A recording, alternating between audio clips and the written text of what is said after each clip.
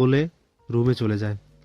এদিকে রুমে ফিরে আসার পর রুহানকে উদ্দেশ্য করে আরশি বলে, থ্যাঙ্কস আমার জন্য এতটা ভাবার জন্য।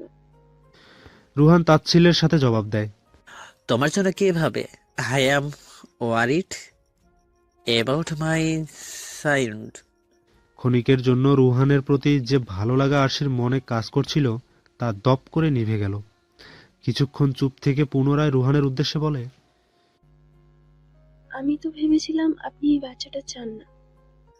What rubbish! আমার বাচ্চা আমি কেন চাইবো না? আরশি রুহানের চোখে চোখ রেখে বলে, তাহলে আমাকে কেন চান না? আমি তো আপনার ওয়াইফ। তুমি খুব ভালো করে জানো আমি কেন তোমাকে চাই না। হ্যাঁ তা জানি, তবুও। আচ্ছা, এসব কথা বাদ দিন। আজকে ডক্টর বেবির জেন্ডার ডিটেক্ট করবে, আপনি যাবেন? জেন্ডার ডিটেক্টর প্রয়োজন নেই। আমার বাচ্চা ছেলে মেয়ে হোক যাই হোক আমারই থাকবে। কিন্তু আমি জেন্ডার ডিটেক্ট করতে চাই। আর যদি বাচ্চাটা মেয়ে হয়, তাহলে আমি কোনোদিনও চাইবো না সেই পৃথিবীর আলো দেখুক। How dear you! আমার বাচ্চাকে নিয়ে এমন কিছু বলার সাহস কি করে হয় তোমার? আরশির প্রশ্নে রুহান কঠোর গলায় বলে, বাচ্চাটা আমারও, তাই আমি চাই না সে মেয়ে হয়ে জন্মাক, জন্ম নিয়ে এই পৃথিবীর, এই দুনিয়ার পুরুষদের হাতে লাঞ্ছিত, অত্যাচারিত হোক। এই দুনিয়ায় নারীর কোনো মূল্য নেই। সব নারীর কথা বাদ দিন, শুধু আমার আর নির্জনার কথা একবার ভাবুন। শুধুমাত্র আপনার জেদের জন্য আমরা দুজন জীবনের যে সব কষ্ট ভোগ করেছি, তার বিন্দু পরিমাণ কষ্ট যদি আল্লাহ আপনার মেয়ের ভাগ্যে লেখে। অতি তাচ্ছিল্যের সাথে নিজের গলা থেকে রুহানের হাতটা সরিয়ে আরশি বলে, আরশিকে কথা সম্পূর্ণ করতে না দিয়ে সাথে সাথে চিৎকার করে ওঠে রুহান। অসম্ভব! সে হবে আমার মেয়ে, হবে রোহান খন্দকারের মেয়ে। আমার মেয়ের ভাগ্য কোনোদিনও এইসব থাকবে না। আমার বাবাও একদিন নির্জনাকে বলেছিল, আমার ভাগ্যে কখনো প্রীতি আর নির্জনার কষ্ট থাকবে না, কারণ আমি জাফর সিদ্দিকীর মেয়ে। মিস্টার রুহান খন্দকার, ক্ষমতা আর প্রতিপত্তি চিরকাল থাকে না, তাই মিছে অহংকার করবেন না। আরশির এরূপ কথায় রুহানের ভেতরটায় অজানা একটা ভয় দানা বাঁধে। আরশি সেটা অনুভব করে বলে, জানেন, আমার এক জ্ঞানী টিচার একটা কথা সব সময় বলতো, কর্মফল এমন একটা জিনিস যা নিজে না হলেও পরবর্তী জেনারেশন ঠিকই ভোগ করে। এরপর সে আর কথা না বাড়িয়ে রুহানকে একা থাকতে দেয়। রাজনীতি ছাড়তে পারবেন মিস্টার সিদ্দিকী? ডাক্তার প্রীতির প্রশ্নের সহসাই কোনো উত্তর দিতে পারে না অর্ণব। অর্ণবকে লক্ষ্য করে গুলি ছোড়া হয়েছে। যদিও গুলিটা অর্ণবের হাত ছুঁয়ে চলে গেছে, কিন্তু রক্তক্ষরণের জন্য হাসপাতালে ভর্তি হতে হয়েছে তাকে। খবর পেয়ে ফরিদ রহমান নিজেই মেয়েকে নিয়ে এসেছেন। যতটা আশা ছিল অর্ণব সেই তুলনায় অনেক বেশি যোগ্য প্রমাণ হয়েছে। তবে মেয়েকে সেই কথা বোঝাতে ব্যর্থ ফরিদ রহমান। প্রীতির একটাই কথা, ভাইয়ের খুনির ছেলের সাথে সে সংসার করবে না। অর্ণবের নীরবতায় মলিন হেসে ডাক্তার প্রীতি বলে, আমার বাবা ও আমার পরিবারের সবাই চায় আমি আপনার সাথে সংসার করি, কিন্তু নিজের ভাইয়ের খুনি ছেলের সাথে সংসার করার ইচ্ছে আমার নেই। তবে এটাও অস্বীকার করার উপায় নেই, গত কয়েক মাসে আপনার চেষ্টার দরুনই আপনার বাবার করা কর্মফলগুলো প্রকাশিত হয়েছে, কিন্তু তাতে আপনি নিজেও রাজনীতির নোংরা খেলায় যুক্ত ছিলে তা ঢাকা পড়ে যায় না। আপনাকে জীবনসঙ্গী হিসেবে মেনে নিতে পারলেও নিজের জীবনসঙ্গী রাজনীতির সাথে যুক্ত হওয়াটা আমি মেনে নিতে পারবো না। তাই আপনাকে আমি আবার জিজ্ঞেস করছি, রাজনীতি ছাড়তে পারবেন? প্রীতির প্রশ্নের জবাব দেওয়ার আগেই হন্তদন্ত হয়ে অর্ণবের কেবিনে তার সহযোগী মিরাজ প্রবেশ করে। উহ ভাই, অর্ক ভাই, তার বউ আর আরশি ম্যাডামকে খুঁজে পাওয়া যাচ্ছে না। প্রীতি আর অর্ণব একযোগে প্রশ্ন করে, তুই সত্যি বলছিস? এসব কি করে হলো? হ্যাঁ ভাই, আমি সত্যি বলছি। আপনার কথা মতো প্রীতি ভাবি সহ সবার উপর নজর রাখছিলাম।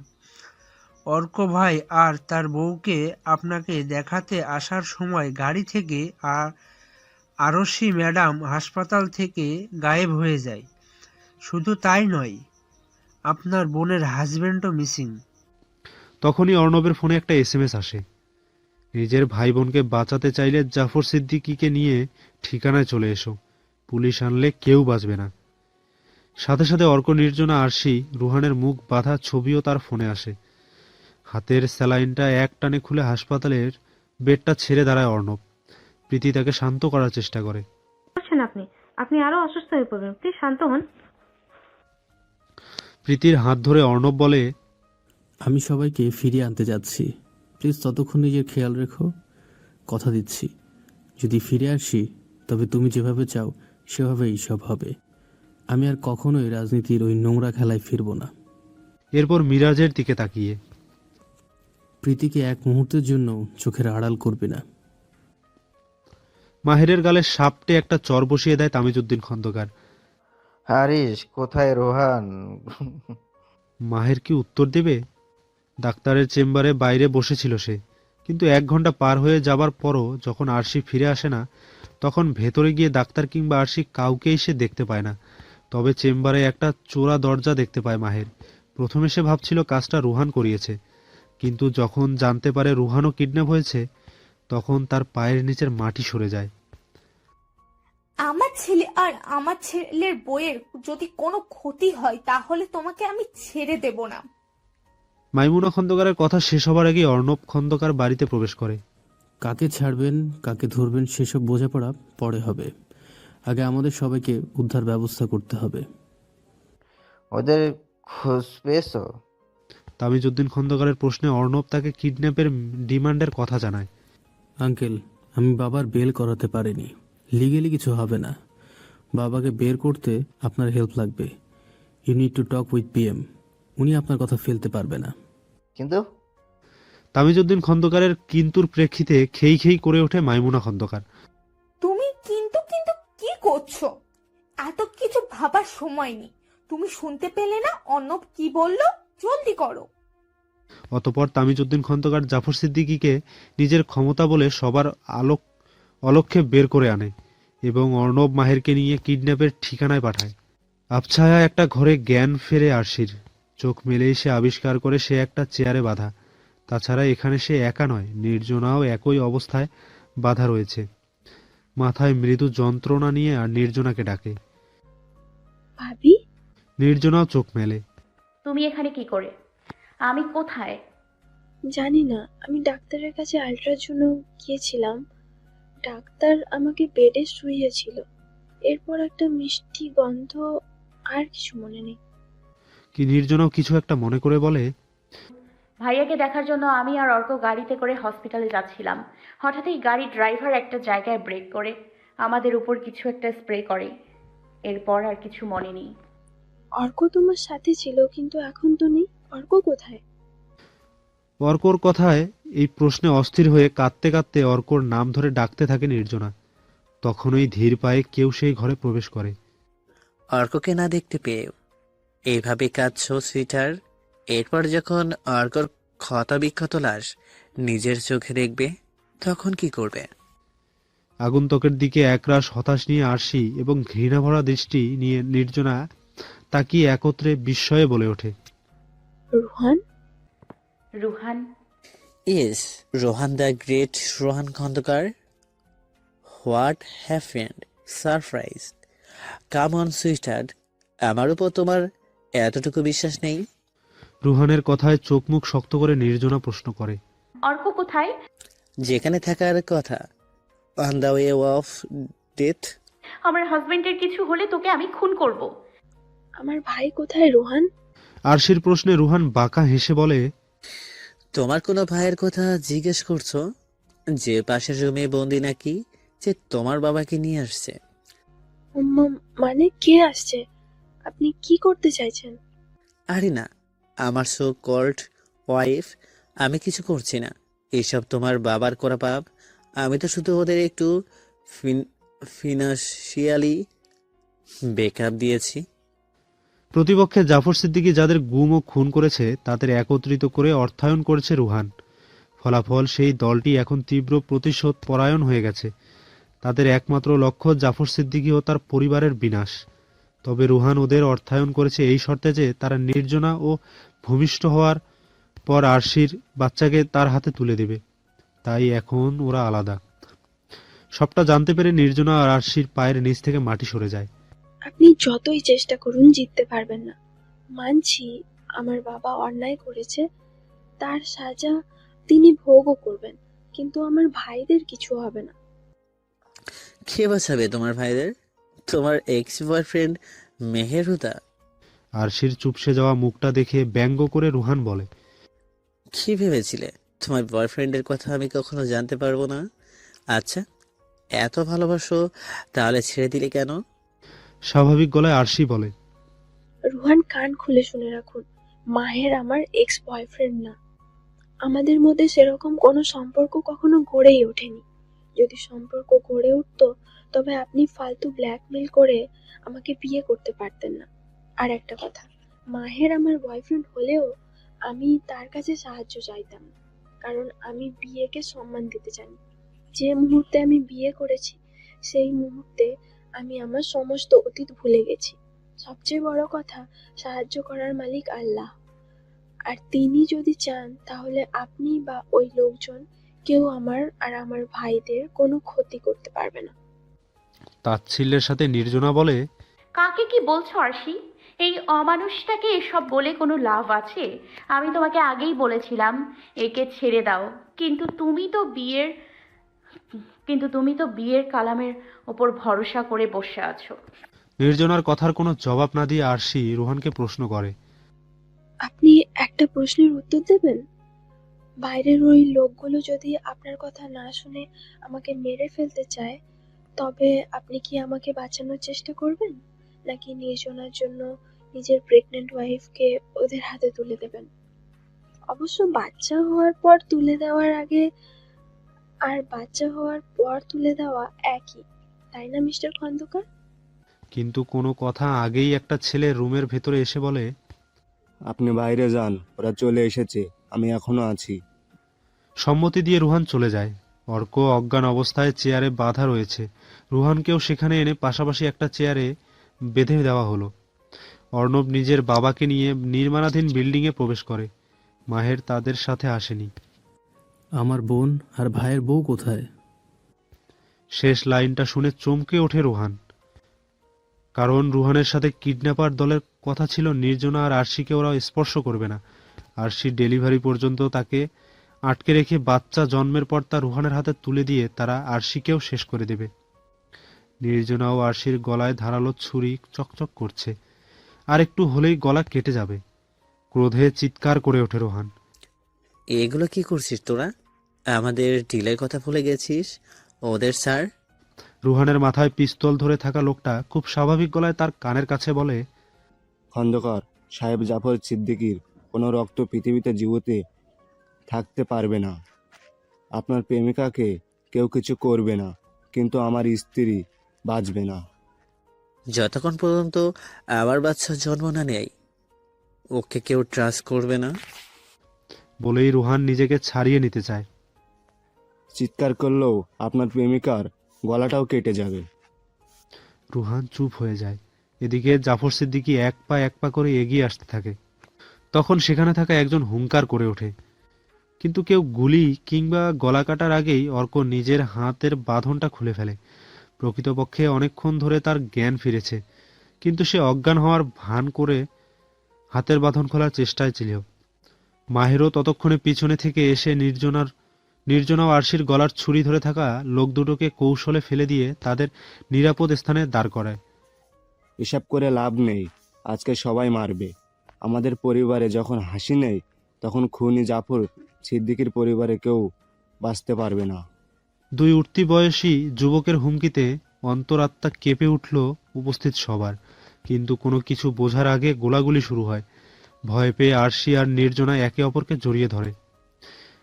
আক্রমণকারীদের মধ্যে কেউই ট্রেনিং প্রাপ্ত ছিল না, তাই কমান্ডো ট্রেনিং প্রাপ্ত মাহের সবাইকে সহজে ধরাশায়ী করে ফেলে। এর মধ্যে রুহানও মুক্ত হয়ে যায়। অর্ক আর অর্ণব মাহেরকে সহায়তা করে। সব ঠিক থাকলেও দুটো ছেলে আরশি আর নির্জনার দিকে নিশানা তাক করে, যা রুহানের চোখে পড়ে। সে নির্জনাকে বাঁচাতে সেদিকে দৌড়ে যায়, নির্জনাকে সরিয়ে দেয়, ফলে নির্জনার দিকে আসা গুলিটি রুহানের ঘাড়ের পিছনে লাগে। সে মাটিতে লুটিয়ে পড়ে। অন্যদিকে মাহের আরশির দিকে নিশানা তাক করা ছেলেটির হাতে শুট করে। ছেলেটা মাটিতে লুটিয়ে পড়ে, কিন্তু মাহেরের পিস্তলের গুলি শেষ হয়ে যায়। সেই দেখে অন্য ছেলেটি নির্জনার বুকে গুলিয়ে চালিয়ে দেয়। এবার সে আরশির দিকে নিশানা তাক করলে মাহের এক দৌড়ে গিয়ে ছেলেটির হাত মচকে দেয়। অ্যাম্বুলেন্সে রুহান আর আরশিকে হাসপাতালে নিয়ে যাওয়ার ব্যবস্থা করা হয়। পুলিশ এসে জাফর সিদ্দিকী সহ বাকি অপরাধী সবাইকে জেলে নিয়ে যায়। হাসপাতালে নির্জনা আর রুহান দুজনেরই পাশাপাশি অপারেশন থিয়েটারে অপারেশন চলছে। অপারেশন থিয়েটারের বাইরে মাহের সহ খন্দকার আর সিদ্দিকী পরিবারের সদস্যরা অপেক্ষা করছে। কিছু সময় পর নির্জনার অপারেশন থিয়েটার থেকে ডাক্তার বেরিয়ে এসে বলে, হার্টে গুলি লেগেছে, ইমিডিয়েট হার্ট ট্রান্সপ্লান্ট ছাড়া বাঁচানো সম্ভব না। অর্কর কথায় ডাক্তারটি বলে, মিস্টার সিদ্দিকী, হার্ট ট্রান্সপ্লান্টের জন্য ম্যাচিং হার্ট প্রয়োজন, যা আমাদের কাছে নেই। তার পেশেন্টের ব্লাড গ্রুপ খুব রেয়ার। আমরা অলরেডি বিভিন্ন জায়গায় খোঁজ নিচ্ছি। তখনই রুহানের অপারেশন থিয়েটারে থেকে ডাক্তার বেরিয়ে বলে। যা শুনে তামিজউদ্দিন খন্দকার ও আরশি দীর্ঘশ্বাস ছেড়ে হাসপাতালের বেঞ্চে বসে পড়ে। তাদের চোখ থেকে দুফোঁটা অশ্রু গড়িয়ে পড়ে। অন্যদিকে মাইমুনা খন্দকার বিলাপ করে। ডাক্তার, প্লিজ আমার ছেলেকে বাঁচান, আমার একমাত্র ছেলে। ম্যাম, শান্ত হন, নিজেকে সামলান। ইটস টাইম, লেট হিম গো। রুহানের মৃত্যুতে শোকে জর্জরিত খন্দকার পরিবারের সদস্যরা। অন্যদিকে নির্জনার বেঁচে থাকার অনিশ্চয়তায় সিদ্দিক বাড়ির প্রতিটা সদস্য উদ্বিগ্ন। যত সময় যাচ্ছে তত যেন নির্জনার মৃত্যু ঘনিয়ে আসছে। ঠিক তখনই একজন ডাক্তার ও সিদ্দিকের সদস্যদের সামনে একটি প্রস্তাব রাখলে, যা শুনে মাইমুনা খন্দকার খেকিয়ে ওঠে।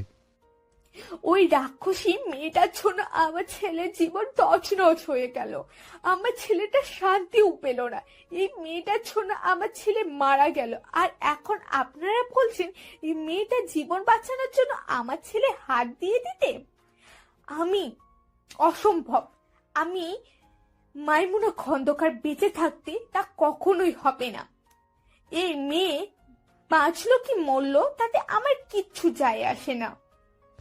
হ্যাঁ, যাকে নির্জনা কখনোই ভালোবাসতে পারেনি, ট্রান্সপ্লান্টের জন্য তার সাথে সেই রুহানের হার্ট ম্যাচ করেছে। এখন একমাত্র মৃত রুহানের জেগে থাকা হার্ট পিণ্ডটি পারে নির্জনাকে নতুন জীবন দিতে। সবাই এতে মত দিলেও মাইমুনা খন্দকার তাতে রাজি হচ্ছে না। অর্ক মাইমুনা খন্দকার ও তামিজউদ্দিন খন্দকারের পা ধরে বসে নির্জনার জীবন ভিক্ষা চাইছে, কিন্তু তাতে বিশেষ কোনো লাভ হচ্ছে না। তামিজউদ্দিন খন্দকার ভালো মন্দ কিছু বলছেন না, তবে মাইমুনা খন্দকার নিজের কথার অনড়। ডাক্তারটি দীর্ঘশ্বাস ছেড়ে বলে, ম্যাম, আমি আপনার কথা বুঝতে পারছি, কিন্তু আপনি একবার চিন্তা করুন, যদি হার্ট ট্রান্সপ্লান্ট হয় তাহলে মেয়েটা বেঁচে যাবে। আমি এসব কিছু জানি না। আমার ছেলের হার্ট আমি ওই রাক্ষসীকে দিব না। ডক্টর, হার্ট ট্রান্সপ্ল্যান্টের জন্য কার অনুমতি জরুরি, পেরেন্ট না ওয়াইফ? বিবাহিত ব্যক্তির জন্য হাজবেন্ড অথবা ওয়াইফ ফার্স্ট গার্জেন। দেন আমি mister Arshi Siddiqui, wife of Ruhan Khandakar, এই ট্রান্সপ্ল্যান্টের অনুমতি দিচ্ছি। আর দেরি না করে আপনারা ব্যবস্থা করুন, আমি সব ফর্মালিটি ফর্মে সই করব। ডাক্তারটি একটু আমতা আমতা করে বলে, কিন্তু ম্যাম, আপনার শাশুড়ি। আই উইল হ্যান্ডেল হার। চলুন আগে ফর্মালিটিস গুলো শেষ করি। ফর্মালিটিস শেষ করে আরশি ডাক্তারকে অনুরোধ করে রুহানের হার্ট নির্জনাকে দেওয়া হচ্ছে এই কথাটি আপাতত গোপন রাখতে। ডাক্তারও পরিস্থিতি বিবেচনা করে আরশির কথায় সায় দেয়। অর্ণব প্রীতির সাথে মিলে বিভিন্ন জায়গায় হার্টের সন্ধান করছে। অর্ক এখনও মাইমুনা খন্দকারকে রিকোয়েস্ট করে চলেছে। তখন আরশি রুমে এসে অর্ককে বলে, অর্ক, তুমি এখানে কি করছো? চলো, নির্জনার অপারেশন শুরুর জন্য বন্ড সই করতে হবে। ডাক্তার তোমাকে খুঁজছে। হার্ট পাওয়া গেছে। বলতেই অর্ক এক দৌড়ে বেরিয়ে যায়। অপারেশন থিয়েটারের বাইরে পুলিশ নিয়ে চিৎকার করছে মাইমুনা খন্দকার। দুই নার্সের কথোপকথনে তিনি জানতে পেরে গেছেন নির্জনার বুকে রুহানের হার্ট ট্রান্সপ্লান্ট হয়েছে। তাই তিনি সরাসরি পুলিশ নিয়ে এসেছেন অপারেশন বন্ধ করতে। এত বড় হাসপাতালে খন্দকার ইন্ডাস্ট্রির মালকিন পুলিশ নিয়ে এসেছেন, ব্যাপারটা প্রেস মিডিয়ার ল্যামলাইট পাওয়ার আগেই হাসপাতাল কর্তৃপক্ষ মাইমুনা খন্দকার পুলিশকে কাগজপত্র দেখায়, যেখানে ফার্স্ট গার্জেনের সম্মতি হিসেবে আরশির সব সই জ্বলজ্বল করছে, যা দেখে তিনি কষে আরশির গলে চর বসিয়ে দেন। মাহের, অর্ক, অর্ণব তাকে ধরতে গেলে আরশি ইশারায় তাদের চুপ থাকতে বলে। সর্বনাশী মেয়ে, যার ছোট তোমার স্বামী মারা গেল তাকে বাঁচাতে চাইছো? আমিও দেখি ওই অপারেশন কিভাবে হয়। প্রয়োজনে 5 মিনিটের মধ্যে সমস্ত হাসপাতাল মাটির নিচে পুঁতে দেব। তামিজউদ্দিন খন্দকার তাকে অনেকভাবে আটকানোর চেষ্টা করেন। অর্ক, অর্ণব, প্রীতি, এমনকি মাহেরও তাকে বোঝাতে চেষ্টা করে, কিন্তু মাইমুনা নিজের সিদ্ধান্তে অনড়। এবার আরশির ধৈর্যের বাঁধ ভেঙে যায়। সে মাইমুনা খন্দকারকে হুমকি দেয়। নির্জনা যদি না বাঁচে তবে আপনার ছেলের শেষ চিহ্ন দুনিয়ার আলো দেখবে না। মাইমুনা খন্দকার রেগে আরো একটা থাপ্পড় দিতে এলে তামিজউদ্দিন খন্দকার তার হাত ধরে অনেক হয়েছে, এবার তুমি বাড়াবাড়ি করছো। খেকিয়ে ওঠে মাইমুনা খন্দকার। আমি বাড়াবাড়ি করছি, আর এই মেয়েটা নিজের পেটের সন্তানকে মেরে ফেলতে চাইছে। অতিমাত্রায় স্বাভাবিক গলায় তামিজউদ্দিন খন্দকার বললেন, সন্তানটা আরিশের, তাই ওর অধিকার আছে সিদ্ধান্ত নেওয়ার, ঠিক আছে? যেমন রোহনারের উপর তোমার অধিকার আছে। তামিজউদ্দিন খন্দকারের এভাবে আরশির পক্ষে সমর্থন করায় উপস্থিত সবাই বিস্ময়ে চমকে যায়। রোহানের বাবা? মাইমুনা খন্দকার পর বিস্ময়ে কঠোর গলায় তামিজউদ্দিন খন্দকারকে বলে, সিদ্ধান্ত তোমার, নির্জনার জীবন না নিজের ছেলের সন্তান। কৃতজ্ঞতায় সিদ্দিকী বাড়ির প্রতিটি সদস্যের মাথা নিচু হয়ে গেল তামিজউদ্দিন খন্দকারের সামনে। মাইমুনা খন্দকার বুঝতে পারেন, যেখানে নিজের স্বামী তার বিপরীতে দাঁড়িয়ে সেখানে তর্ক বিবাদ কিংবা কোনো ক্ষমতা কাজ করবে না। তবে হেরে গিয়ে দমে যাবে তেমন মানুষ মাইমুনা খন্দকার নয়। তিনি সরাসরি আরশির সামনে গিয়ে বলে, বেশ, রোহানে হার দিতে আমি রাজি, তাই হবে। তবে আমার একটা শর্ত আছে। তামিজউদ্দিন খন্দকার বাধা দিতে চাইলে আরশি বলে, বাবা, মাকে বলতে দিন। মা বলুন, আমি আপনার যে কোনো শর্ত মেনে নিতে রাজি। ভাবলেশীন গলায় মাইমুনা খন্দকার বললেন, যতদিন বেঁচে থাকবে তোমাকে সারা জীবন রোহানের বিধবা হয়ে থাকতে হবে, তার অনাগত সন্তানের মা হয়ে বাঁচতে হবে। অন্য কোনো পুরুষকে কল্পনা কখনোই তুমি করতে পারবে না। এমন কঠোর শর্তে তীব্র প্রতিবাদ করে উপস্থিত সবাই, এমনকি অর্ক নিজেও। অবশ্যই সে চায় নির্জনা সুস্থ হোক, কিন্তু নিজের বোনের জীবন নষ্ট করে নয়। কিন্তু মাইমুনা খন্দকার নিজের সিদ্ধান্তে অনড়। অপরদিকে আরশি কোনো প্রতিবাদ না করে মৃদু কণ্ঠে বলে, যে স্বামী আমার বাচ্চা সহ আমার পুরো পরিবারকে মৃত্যুর মুখে ঠেলে দিয়েছিল, মৃত্যুর আগ মুহূর্তেও যে স্বামী আমাকে নয় বরং অন্য একটা মেয়ের কথা ভেবেছে, তাকে বাঁচাতে গিয়ে নিজের প্রাণ ত্যাগ করেছে, এখন আপনি সেই মেয়েকে বাঁচাতে আমাকে সারা জীবন বিধবা হয়ে থাকতে বলছেন? বেশ, আপনার কথা আমি মেনে নিলাম। কথা না, লিখে দিতে হবে। আপনি কাগজ নিয়ে আসুন, আমি সই করে দেব।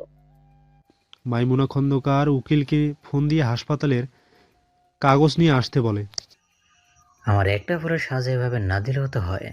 আরশি হাঁপ ছেড়ে বাঁচে। সবাই আরশিকে বোঝানোর চেষ্টা করে। সবশেষে মাহের মলিন হেসে আরশি বলে, আমি আপনাকে কোনো সাজা দিচ্ছি না, বরং নিজে সাজা ভোগ করতে যাচ্ছি আমার বাবা, মা ও স্বামীর কৃতকর্মের। আমি জানি ব্যাপারটা একটু অদ্ভুত, তবুও আমি বলছি, আমি চাই না আমার স্বামীর কৃতকর্মের ফল আমার সন্তান ভোগ করুক। আপনাকে দেখলে আমি হয়তো দুর্বল হয়ে যেতে পারি, তাই আজ থেকে দয়া করে আপনি আর কখনো আমার সাথে যোগাযোগ করবেন না। নিজের জীবনে এগিয়ে যান। আরশি। কিন্তু আরশি মাহেরের কোনো কথাই শোনে না। তামিজউদ্দিন খন্দকার তাদের কথোপকথন শুনে দীর্ঘশ্বাস ছাড়ে, কেননা তিনিও আজ একটু স্বার্থপর হয়েছেন। মনে মনে চাইছেন আরশি শুধুমাত্র তার ছেলের শেষ চিহ্ন নিয়ে বেঁচে থাকুক। কেটে গেছে বেশ কয়েকটা মাস। জাফর সিদ্দিকী অন্যান্য অপরাধীদের বিরুদ্ধে কেস লড়ছে। রুহান আর আরশির যমজ ছেলে মেয়ে কান্না করছে। এক একজনকে সামলাতে গিয়ে আরশির কপালের ঘাম ছুটে যায়। 4 জন ন্যানি রেখেছে তামিজউদ্দিন খন্দকার। তারপরেও 3 মাসের বাচ্চা দুটো মা ছাড়া কিছুই বোঝে না। আচ্ছা, আরশি এদের দেখে আর ভাবে বাচ্চা দুটো তাকে যেভাবে চাইছে তার কিছু ভাগও যদি তাদের বাবা তাকে চাইতো, তবে আজ গল্পটা একটু অন্যরকম হতে পারত। কিন্তু কিন্তু আবার এটাও ভাবে সম্পূর্ণ দোষ রুহানের নয়, কারণ সেও তো কখনো রুহানকে ভালোবেসে উঠতে পারেনি। তার মন থেকে মাহের হুদা নামটা কখনোই সম্পূর্ণভাবে মুছে যায়নি। এদিকে তামিজউদ্দিন খন্দকারের আরশি একাকিত্বের কথা ভেবে মাঝে মধ্যে খারাপ লাগলেও মাইমুনা খন্দকার নিজের সিদ্ধান্তে বেশ সন্তুষ্ট। তার মতে তখন বুদ্ধি খাটিয়ে আরশির উপর শর্তটা চাপিয়ে দিয়ে তিনি ভালো করেছেন, কারণ সেটা না করলে তার নাতি নাতনি দুটি মা বাবা ছাড়া অনাথ হিসেবে বড় হতো। টাকা দিয়ে তো আর মা বাবার ভালোবাসা কেনা যায় না। ডাক্তারের চেম্বার থেকে বের হয়েছে অর্ণব ও প্রীতি। বেরিয়েই প্রীতি নিজের মাকে ফোন দিয়ে নতুন অতিথি আসার সুসংবাদ জানায়। প্রীতির মা মোর্শেদা খুশিতে আলহামদুলিল্লাহ বলেন। তখনই অর্ণবের ফোনে মাহেরের কল আসে। ফোনটা রিসিভ করে একটু আড়ালে গিয়ে কিছুক্ষণ পর ফিরে আসে অর্ণব। মায়ের সাহেবের বোন এখন কেমন আছে? প্রীতির প্রশ্নের উত্তরে অর্ণব বলে, সিঙ্গাপুর থেকে তারা কবে ফিরবেন? 1 মাস পর। আপনি কিছু মনে না করলে একটা কথা জিজ্ঞেস করি? হুম। আমরা সবাই মিলে যদি আর একবার চেষ্টা করি, তবে কি আরশি আর মাহিরের জীবনটা নতুন করে? প্রীতির কথা সম্পূর্ণ করতে দেয় না অর্ণব, তার আগেই বলে, এই সম্পর্কটা হোক, আমার বোন নতুন করে শুরু করুক, এটা আমার চেয়ে বেশি আর কেউ চায় না। দীর্ঘশ্বাস ছেড়ে, কিন্তু আমি চাইলে তো হবে না। আরশি জেদের বর্ষে নিজের বন্দি জীবন বেছে নিয়েছে, কারণ সে যদি মেহেরকে বিয়ে করত, তবে মাইমুনা খন্দকার ওই ঠুনকো কাগজের জোরে কোনো কিছুই করতে পারতো না। মজার ব্যাপার কি জানো, আমি যখন আরশিকে এই ব্যাপারটা জানিয়েছি, তখন সে বলেছে সে অলরেডি এসব জানে। তবু সে মাইমুনা খন্দকারের শর্তে জীবনযাপন করছে, কারণ তার মতে মেহেরকে বিয়ে করলে সে নতুন জীবন পাবে। হয়তো বাচ্চাগুলো তার সাথে চলে আসবে, তখন ছেলেহারা খন্দকার দম্পতি বড্ড অসহায় হয়ে যাবে। এমনিতেও রুহান মারা যাবার পর আঙ্কেল বহু কষ্টে ব্যবসাটাকে টিকিয়ে রেখেছেন। প্রীতি অর্ণবের কথাগুলো নীরবে শুনে আর আল্লাহর কাছে আরশির সুখী জীবনের জন্য দোয়া করে। মাঝরাতে ওয়াশরুমের আয়নার সামনে দাঁড়িয়ে বুকের বাঁ পাশে চেরা দাগটাতে হাত বোলাচ্ছে নির্জনা, যে রুহানকে সারা জীবন ঘৃণা করে এসেছে, যাকে চিরদিনের মতো জীবন থেকে মুছে দিতে চেয়েছিল, সেই রুহানের হৃদয়টাই এখন তার বয়ে বেড়াতে হচ্ছে। ওয়াশরুম থেকে বেরিয়ে সরাসরি বিছানায় অর্কর বুকে মুখ লুকায় নির্জনা। রুহানের হৃৎপিণ্ড নির্জনার বুকে, এই সত্যিটা জানার পর প্রথম তাকে সামলাতে অনেক বেগ পেতে হয়েছিল অর্কর। কিন্তু এখন ধীরে ধীরে নির্জনা বাস্তবটা মেনে নিতে শিখেছে, কারণ তাকে যে নতুন জীবন দেওয়ার জন্য আরশি নিজের জীবন নষ্ট করলো, এখন সেই জীবনটা নিয়ে হেলাফেলা করলে আরশির ত্যাগকে অসম্মান করা হবে। নির্জনাকে বুকে নিয়ে অর্ক তার কানের কাছে ফিসফিস করে বলে, ওয়াইফি, আই লাভ ইউ। নির্জনাকে বুকে নিয়ে অর্ক তার কানের কাছে ফিসফিস করে বলে। নির্জনা মুচকি হাসে, কারণ শত কষ্ট আর মন খারাপের মধ্যেও অর্কর মুখে এই 4টি শব্দ তাকে শান্তি দেয়। নির্জনা ঘুমিয়ে গেলে ডিম লাইটের আবছা আলোতে তার বুকের কাটা দাগের দিকে তাকিয়ে অর্ক মনে মনে বলে, রুহান, তোমার অবজেশন সত্যি প্রশংসনীয়। মরে গিয়েও নির্জনার থেকে আলাদা হওনি।